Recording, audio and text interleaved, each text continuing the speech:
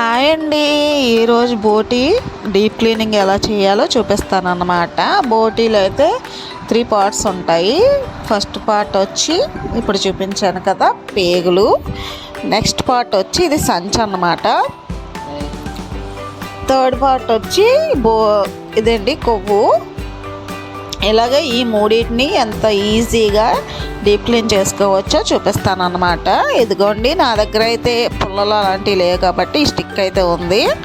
ఇది ఓస. ఈ ఓసకైతే ఇలా చేసుకుంటున్నాను. బోటీని ఇలా చేసి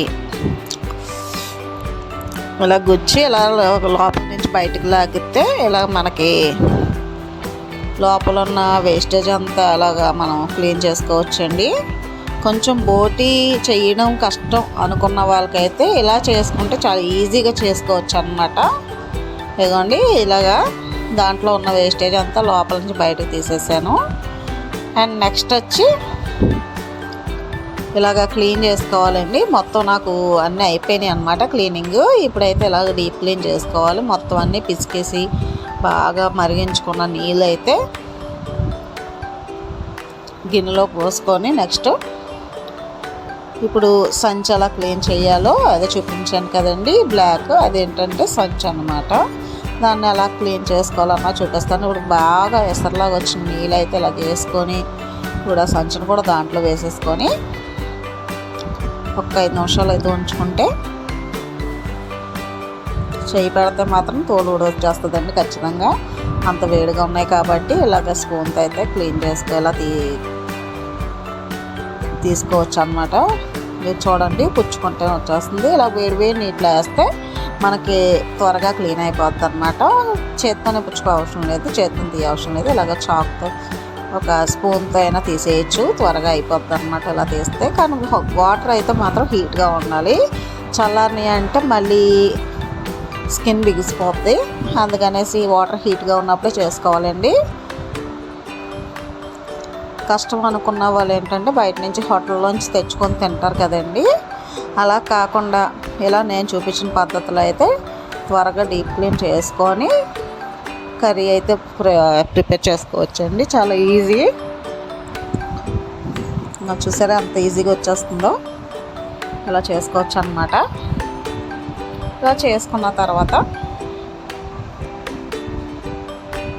చాలా ఈజీ అండి ఎలా చేసుకోవడం.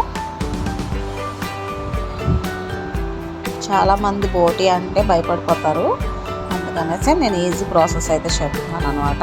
ఇప్పుడు మొత్తం నాకు అన్నీ క్లీనింగ్ అయిపోయినాయి. ఇప్పుడైతే మొత్తం మళ్ళీ ఒకసారి వేడి నీటిలో వేసుకొని ఒకసారి మళ్ళీ ఒక్కొక్కటి ఇలా తీసుకొని శుభ్రంగా దానికి ఏమైనా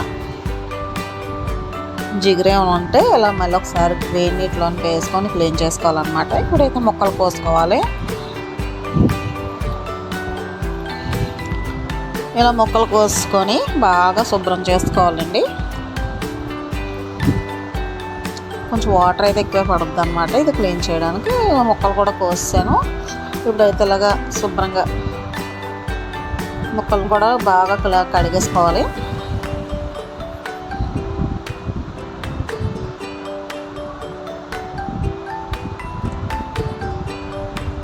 ఇలా కడుక్కున్న ఎట్లో కొంచెం పసుపు ఉప్పేసి బాగా పిసికి బాగా క్లీన్ చేసుకుంటే ఇంకెక్కడైనా వేస్టేజ్ ఏమైనా ఉంటే మొత్తం వచ్చేస్తుందండి బయటికి.